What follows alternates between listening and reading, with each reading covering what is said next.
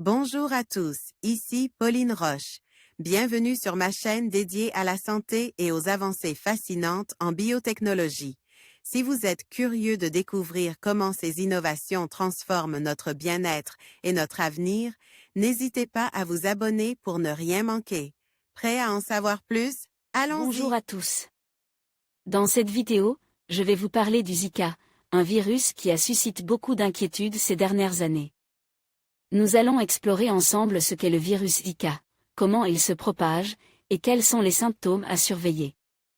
Je vous donnerai également les conseils pour vous protéger et éviter les risques associés.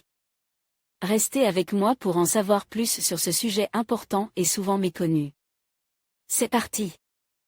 Le virus Zika est un arbovirus transmis par des moustiques comme Aedes aegypti et Aedes albopictus. Après avoir piqué une personne infectée, le moustique se contamine puis le virus se multiplie dans son organisme. Le moustique peut ensuite contaminer une nouvelle personne en la piquant. Symptômes d'une infection par le virus Zika. Les symptômes induits par le Zika sont une éruption cutanée, parfois une fièvre modérée, de la fatigue, des douleurs musculaires et articulaires, une conjonctivite et des maux de tête. Toutefois, la maladie est souvent asymptomatique. Le diagnostic nécessitait de faire une analyse génétique à partir d'un échantillon de sang ou d'urine pour retrouver le génome du virus par RT-PCR. Virus Zika et traitement. Le traitement vise à limiter les symptômes, il inclut généralement des antalgiques, paracétamol, et du repos.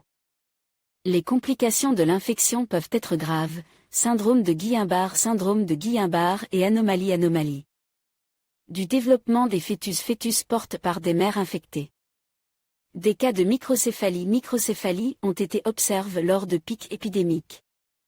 C'est pourquoi les femmes enceintes doivent se protéger des piqûres de moustiques en portant des vêtements longs et en utilisant insecticides.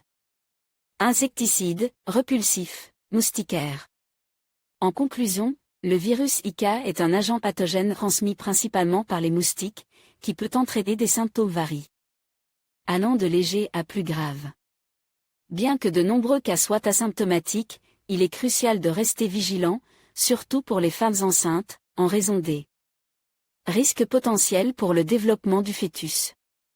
La prévention, par des mesures de protection contre les moustiques et une sensibilisation accrue, demeure essentielle pour limiter la propagation de ce virus. Restez informe et protégez-vous pour assurer votre santé et celle de votre entourage.